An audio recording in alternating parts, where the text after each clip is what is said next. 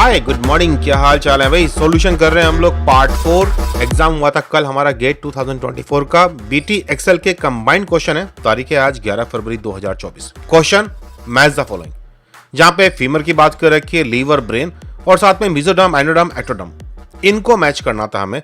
और शायद इसमें एक दो ऑप्शन और भी होंगे। देखिए, जब हम लोग डेवलपमेंटल बायोलॉजी पढ़ते हैं तो हम ये जानते हैं कि एक्टोडर्म, मेसोडर्म और एंडोडर्म ये तीन जर्म लाइन लेयर्स हैं और हमारी बॉडी का जो भी पार्ट है वो इन्हीं का बना हुआ है। अब जैसे कि अगर मैं epidermal cells of the skin की बात करूं, न्यूरॉन्स ऑफ द ब्रेन की बात करूं, तो ये एक्टोडर्म से बनी हुई है। मेसोडर्म से हमारी बोन्स, रेड ब्लड सेल्स वगैरह बनी हुई हैं, मसल्स। और एंडोडर्म से बने हुए हैं स्टमक की सेल, थायराइड की सेल। और बारीकी से जाते हैं तो हम देखते हैं कि लीवर, पैंक्रियाज जैसे ऑर्गन्स एंडोडर्म से बने हुए हैं। बोन्स, मसल्स ये बने हुए हैं मेसोडर्म से, लेकिन याद रखिएगा हेड के नहीं। और एक्टोडर्म से नर्वस वाली कहानी ज्यादातर, और एपिडर्मिस मेमोरी ग्लैंड्स वगैरह। इसी चीज को लेकर के ये क्वेश्चन पूछा गया था।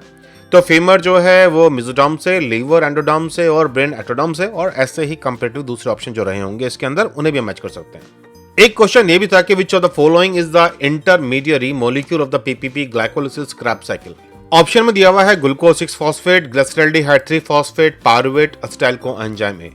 तो भाई आम भाषा में ये बात है कि ग्लाइकोलिसिस, पीपीपी और क्रैब साइकिल के लिए बीच में कनेक्टिंग लिंक कौन सा है, कौन ऐसा मॉलिक्यूल है जो इन सब पाथ में जा सकता है। तो आंसर है भाई ग्लूकोज 6 फॉस्फेट। ये ग्लाइकोलिसिस में एंटर कर सकता है, ये पेंटोस फॉस्फेट पाथवे में एंटर कर सकता है, और यही ग्लूकोज मॉलिक्यूल बाद में ग्लाइकोलिसिस से होता हुआ अल्टीमेटली टीसीए में भी एंटर कर सकता है पायरुवेट के द्वारा। तो जो एक मॉलिक्यूल था कॉमन जो इन तमाम पाथवे में इन्वॉल्व हो सकता है वो है ग्लूकोज 6 फॉस्फेट। ग्लिसरॉल्डिहाइड 3 फॉस्फेट की कहानी सिर्फ सीमित है ग्लाइकोलिसिस तक।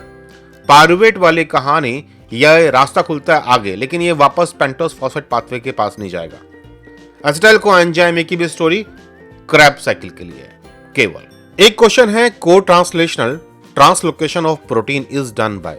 ऑर्गेनेल्स के नाम दिए गए हैं माइटोकॉन्ड्रिया, एंडोप्लाज्मिक रेटिकुलम, पेरोक्सिसोम्स और गोल्जी बॉडी। भाई पहला सवाल तो मेरा तुमसे यही है, इनमें से कौन कौन से ऑर्गेनेल ऐसे हैं जहां प्रोटीन का सिंथेसिस हो सकता है, मतलब ट्रांसलेशन हो सकता है। तो देखिए, एंडोप्लाज्मिक रेटिकुलम में ट्रांसलेशन हो सकता है और माइटोकॉन्ड्रिया में भी ट्रांसलेशन हो सकता है, लेकिन ये उसकी अपने खुद की जीन्स का होता है।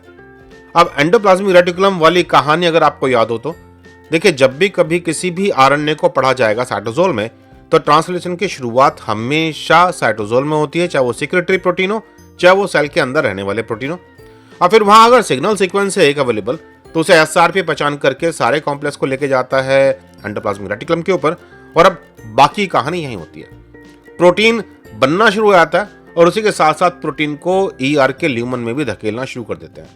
इसी कहानी को बोलते हैं को translational translocation of the protein. कई बार ऐसा भी होता है कि प्रोटीन बन गया साइटोसोल में, लेकिन बनने के बाद में उसे धकेल दिया गया है ईआर के ल्यूमन में। उसे बोलते हैं भाई हम post translational translocation of the protein. Important चीज है डिस्टिंग्विश करने के लिए। तो आंसर मिल गया ना आपको। एंडोप्लाज्मिक रेटिकुलम वो जगह है जहां पर को translational translocation of the protein देखने को मिलेगा। एक क्वेश्चन थर्मोडायनेमिक्स में से, विच of the following is a close system. Both energy and mass exchange with surrounding. Both energy and mass will not exchange with surrounding. Only energy but not mass exchange with surrounding. Only mass but not energy exchange with surrounding. देखिए, हम लोग thermodynamics में ये तीन system पढ़ते हैं, isolated, closed और open. जहां आइसोलेटेड में कुछ भी एक्सचेंज नहीं होता है एनवायरनमेंट के साथ, तो क्लोज्ड में केवल एनर्जी का आदान प्रदान हो सकता है, जबकि ओपन के अंदर मास और एनर्जी दोनों का होता है। तो आपका आंसर था क्लोज्ड के लिए, तो केवल एनर्जी का एक्सचेंज होगा लेकिन मास का एक्सचेंज नहीं हो पाएगा इस स्टोरी में।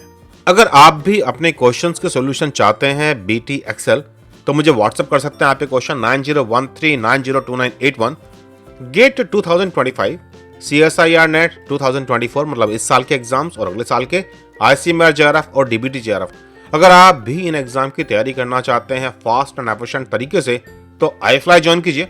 iFly ज्वाइन करने के लिए आपको व्हाट्सएप करना है 9013902981 पर। iFly के बारे में ज्यादा जानकारी पाने के लिए गूगल कर लो #iFlyNetGate। चलिए फिर जल्दी ही दोबारा मिलते हैं। Bye bye.